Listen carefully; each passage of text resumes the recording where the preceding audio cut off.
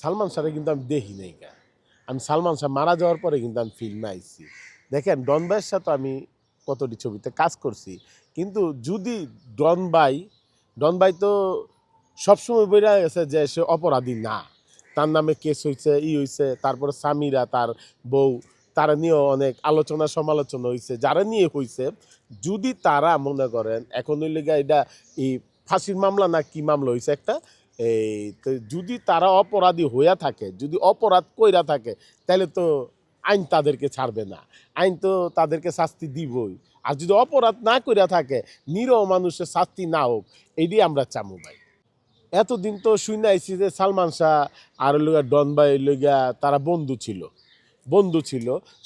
সে বন্ধু সুলভ আচরণ কইরা বন্ধু সুলভ সাক্ষাৎকারই দিয়া গেছে। সেদিনও দেখলাম আমি একটা লাইভ সাক্ষাৎকার, এই ডন ভাই দেয়া গেল সাক্ষাৎকারটা যে ইমন আমার বন্ধু ছিল।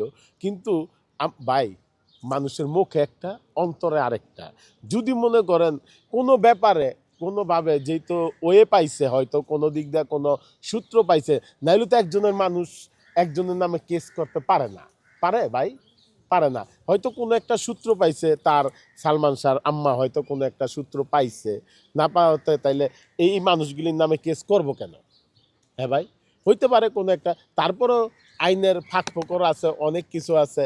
আইনের মাধ্যমেই কিন্তু ডন ভাইয়ের আবার দোষী সাব্যস্ত হইয়া আসতে হইব, যদি সে নির্দোষ হয়ে থাকে। আর যদি সে দোষী হয়ে থাকে, তাহলে তো সে শাস্তি পাইবই।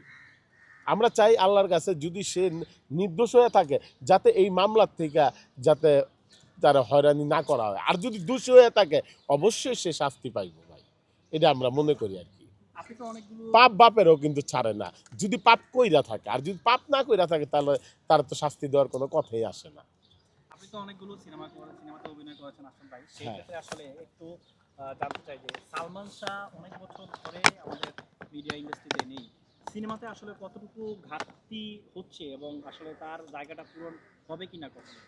শুনেন একটা কথা বলি, যুগ যুগ দইরা কিছু কিছু হিরো, কিছু কিছু সালমান শাহ, কিছু কিছু আর্টিস্ট আসে। দেখেন, আপনি আগে দেখেন, আপনি রাজ্জাক সাহেব ছিল, আলমগীর সাহেব ছিল, ওয়াসিম সাহেব ছিল, সুহেল রানা সাহেব ছিল, তারপর জসিম ভাই ছিল, তারপর হইলো পরের প্রজন্ম আইলোকে রুবেল ভাই, মান্না ভাই, কাঞ্চন ভাই, সবাই যুগ যুগ ধরে কিন্তু এইভাবে আইসে তাক তাক তাক তাক কইরা আইসে, বুঝছেন? তারপরের লেভেল আইলো কেনা, সালমান শাহ আইলো, ওমর সানি আইলো, এরা কিন্তু আইলো লেভেল হিসাবে আইলো। তারপর নাইম শবনাজও আইলো। যাই হোক, তারা কিন্তু সিনিয়র, যার যার জায়গা দিয়া সে মনে করেন জায়গা কইরা লইছে, সুপার হিট হইছে। এখন মনে করেন তার অপন্য যখন নাকি সে মারা গেছে, তখন তার একটা অভাব ছিল। এখন আর ওই অভাব নাই। আর সিনেমার অবস্থাও তো ওরকম না যে তার ওই টাইমে তার অভাব করছে মানুষ। বাংলাদেশের সবাই কিন্তু মেয়েরা তার প্রতি একটা সবকনা ছিল। অনেক মেয়ে মানুষ তার ব্যাপারে আত্মহত্যা করছে শুনছি আমরা। তারপর অনেক ছেলেরা, দেখেন, সালমান শাহ যেটা টোকায় রাস্তার থেকে পড়ছে, সেইটাই কিন্তু দর্শক পিনছে। আমি দেখছি, আমি নিজের চোখে দেখেছি। তখন আমি সিনেমায় আসি নাই, আমি অভিনয় সিনেমা হলে সিনেমা দেখি। কিন্তু সালমান শাহর অনেক কিছু স্টাইল মেনটেন করতো হিরো ইয়ারা, ছেলেরা ছেলেরা মেনটেন করতো, আমার তো খুব ভালো লাগতো।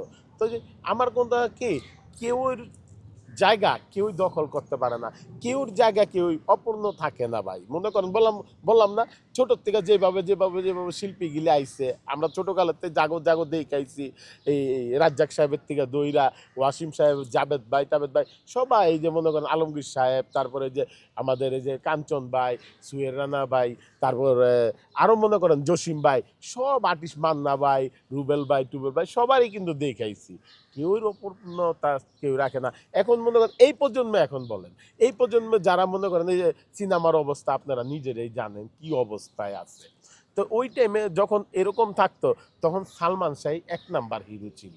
ওই টাইমে আমি শুনছি সে মনে হয় কত টাকা যান নিছে, 8 লাখ না 9 লাখ টাকা নিছে ওই টাইমে যে কটা ছবি তার রিলিজ হয়েছে, প্রত্যেকটা ছবি মনে করেন মানুষের মনে ধাক্কাছে। আর ওই টাইমে কিন্তু আপনি সিনেমা হলেই ছিল ভাই, টেলিভিশন কিন্তু কম ছিল। আপনারা এটা হিসাব করবেন, কিন্তু মোবাইল কিন্তু ছিল না ভাই।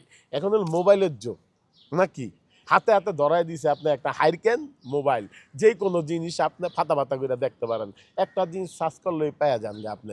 ওই টাইমে কিন্তু এটা ছিল না। যাই হোক, ওই টাইমের যোগ গেছে আলাদা, এই টাইমের যোগ হইল নতুন। হাস্য করে বলছে। ফেসবুকে আমি দেখছি যে অনেক মানুষ অনেকভাবে কথা কইছে।